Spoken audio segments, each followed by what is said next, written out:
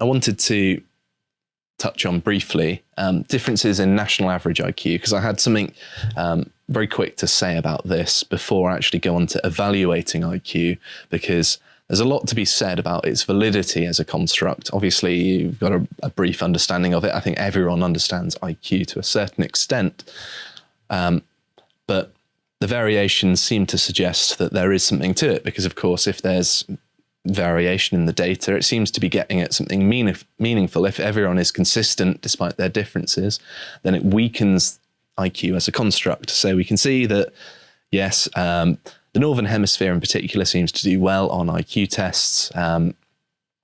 It's obviously better than the Southern Hemisphere. You can see in particular the darker countries on screen here, lots of Europe, North America, Russia and Southeast Asia do very well. And in fact, and if you could scroll down a bit, John, just so we can see some of the top countries, probably a little bit further. Here we go. So the top 10 countries as listed here, this is from 2019, Japan, Taiwan, Singapore, Hong Kong, China, South Korea, Belarus, Finland, Liechtenstein, and the Netherlands and Germany are tied at about 100. And I think UK and US aren't too far off. I think lots of Northern European countries in particular, and North American as well, perform very well. And normally you see somewhere like China and Hong Kong at the top. This list is a bit different because, of course, there are different ways of ranking things. But there are some questions about the national differences in IQ, because North Korea comes out very well, even though they can't even feed their own population. And questions of honesty start to step in, and also of sampling bias as well, because when comparing between certain countries, the quality of the data is very, very important. And I think there are two main factors that affect the quality of data, and that is the honesty of it in the first place. So a lot of data coming out of places like North Korea, China, pretty much anywhere that's got a dictatorship, they've got a vested interest in shaping the numbers and making it look like it's much higher than it could be. And it's very difficult to prove this, and therefore you can normally get away with it without much consequence. And one thing that I think is most often the case than anything else is that there are conclusions made by limited data. And what do I mean by that? Well, first and foremost, there may be countries on this list where there's only been one small-scale, widespread IQ test in the country to establish its national average. And of course, if you're just going off of one study that's recruited one population of people, then it could well be limited. And normally what happens when researchers go to another country and to carry out research, they go to the capital, and what do you find in the capital? Well, you find normally the most industrious and the most savvy, I suppose, normally the most successful people, the wealthiest people. It's not necessarily a representative sample. So say a Western researcher goes out to China to do some IQ tests, well, they're going to go to a city where there's a very different population to the countryside, but they haven't got a representative sample.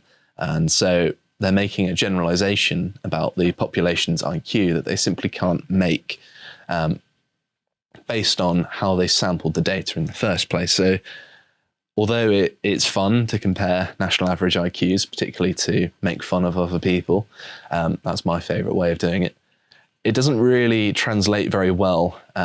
There's also the fact as well that IQ is a standardized thing, and it depends how it's standardized. So someone could say standardize the test to their country's own internal average and make that 100 rather than 100 being, you know, the standard that's in use here. And sometimes that's not entirely clear when looking at the data, but all of the studies I've looked at have been using the sort of Western-centric form of standardization.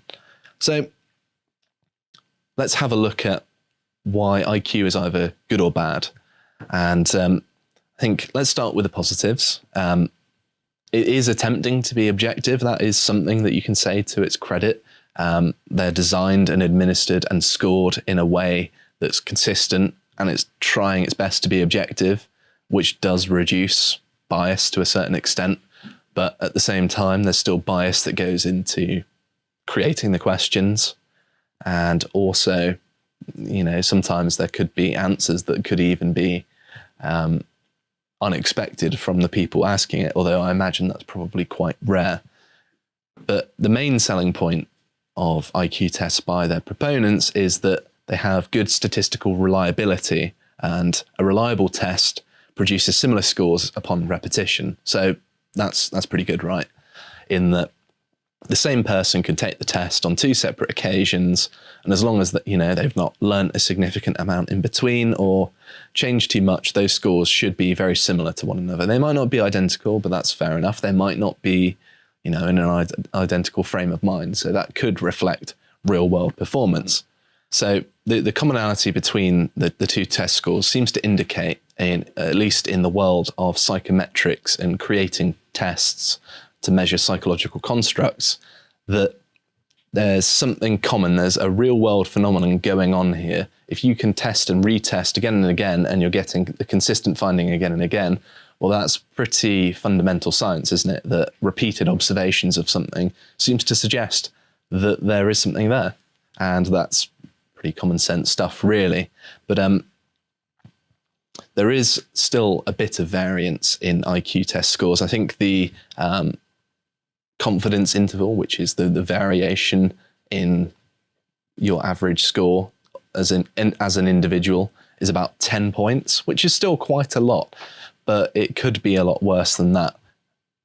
But with that in mind, clearly whatever IQ does measure, it measures quite well, certainly by the standards of many tests today, and that there has been a lot of work from academics to make it as statistically sound as possible, in the sense that they statistically test the questions to see how much variation they create in a population. And the more variation, the better, really, because it suggests that this is something that is looking at a specific dimension integral to the test in the first place. So another good advantage for IQ is that a good IQ test score early on in life has been illustrated to have good predictive utility for future success in multiple different domains. And of course, success is a more complicated thing than simply being smart, though, isn't it? In that success itself is dictated by, circumstance, being in the right place at the right time. And you can also be intelligent and still make mistakes and cost you your business. Sometimes you can just be unlucky in terms of success. But I think that it having predictive utility is an important point, because it suggests that there's something to an IQ test that's measuring an intrinsic property of a person, or multiple properties more accurately, that indicates that there is potential to this person, right?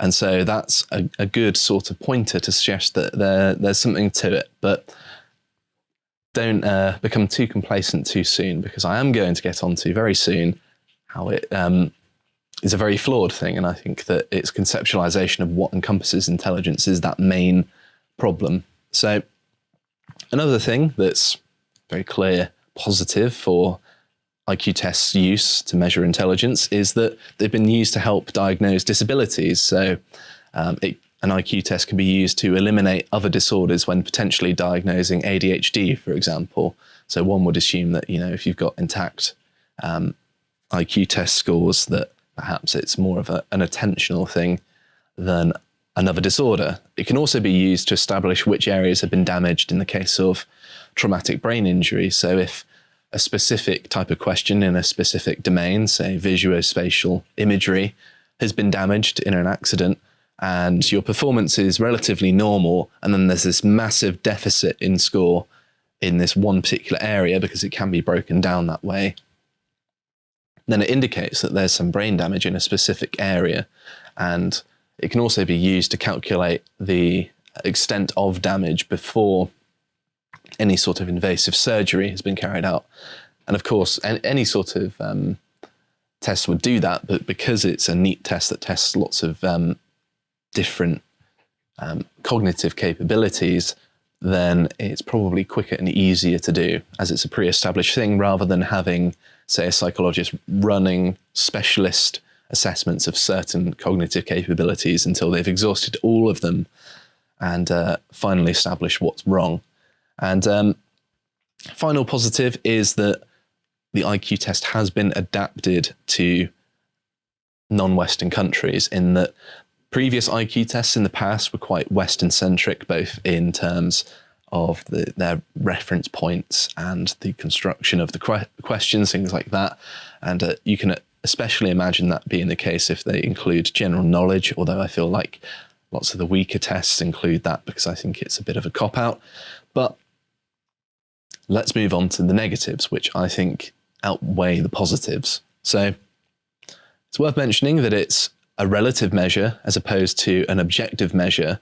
So the scores shift over time because, of course, you standardize it, don't you? You say 100 is the average, but the problem is that 100 changes, even within the countries that set the 100 standard. So this is, of course, known as the Flynn effect, if you've heard of it before, named after James R. Flynn, the author of, by the authors of the Bell Curve, sorry. He didn't write it, but they dubbed it that as they talked about it. And of course, the Bell Curve is a very famous book about IQ, believe it or not. So this Flynn effect describes observed trends in IQ and how they're increasing. So one study found that British children's average scores on the Raven's Progressive Matrices test rose by 14 IQ points from 1942 to 2008, which is massive for an average, isn't it? I mean, 14 points is almost like a whole, well, it's about halfway through a standard deviation almost. So that's very significant for a population. And of course, 1942 might not be the best year to start because any historians amongst you may know that that's in the middle of World War II. And I imagine children had a lot more important things to worry about than their schooling when bombs were being dropped on their heads. But there we go. To watch the full video, please become a premium member at lotuseaters.com.